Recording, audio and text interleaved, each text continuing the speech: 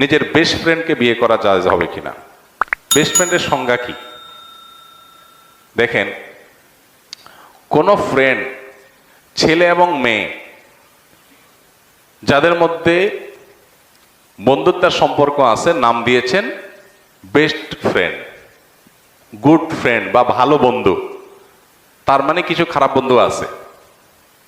মূলত একজন ছেলে এবং একজন মেয়ে, প্রাপ্তবয়স্ক ছেলে মেয়ের সাথে যদি বন্ধুত্ব হয়, এটা কোনো যৌন আকাঙ্ক্ষা, যৌন চিন্তা ভাবনার ঊর্ধ্বে উঠে কোনো বন্ধুত্ব হলে সাধারণত মনে করা হয় যে এটা বেস্ট ফ্রেন্ড। আসলে বাস্তবে এটা কাগজে কলমে আছে, বাস্তবে এর কোনো অস্তিত্ব নাই।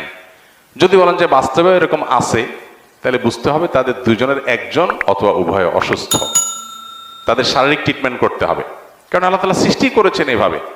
সো এই বেস্ট ফ্রেন্ড বলতে আসলে কোনো কিছু নাই।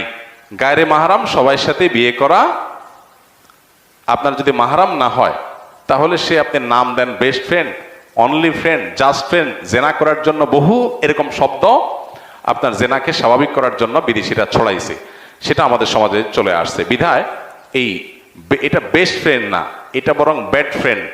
কারণ বিয়ে বহির্ভূত বন্ধুত্ব করেছেন, এটা বিয়ে হয়ে গেলে তখন হবে কি বেস্ট ফ্রেন্ড, ওয়াইফ হয়ে গেলে তখন কি হয়ে যাবে, বেস্ট ফ্রেন্ড হয়ে যাবে ইনশাআল্লাহ। মসজিদে এক শ্রেণীর লোকদের জন্য ভাগ করা হচ্ছে কেন? যারা আগে আসে তারা আগে ঢুকবে, মসজিদ ফাঁকা সত্ত্বেও ঢুকতে দেওয়া হয় না কেন? ভাই, এটা বারবার বলা হয়েছে, যারা নতুন তারা জানেন না। কিছু বৃদ্ধ মানুষ যারা সিঁড়ি ভেঙে উপরে উঠতে পারেন না, আমাদের মসজিদে লিফট নাই, তাদের জন্য কিছু জায়গা অ্যালোকেট করা আছে। সে অ্যালোকেট করা জায়গায় যদি বৃদ্ধের জায়গায় জওয়ান ঢুকে যায় সেটা অন্যায়, কিন্তু এরকম কিছু জায়গা তাদের জন্য রাখা আছে, যে তারা আগে আসে না কেন, আগে আসলে পেশাব ধরে রাখতে পারে না অসুস্থ মানুষ, আবার পরে আসলে তারা সিঁড়ি দিয়ে ভাঙতে পারে, উঠতে পারে না, এই জন্য তাদের জন্য কিছু জায়গা রাখা আছে। অতএব এটা একেবারে অযৌক্তিক না।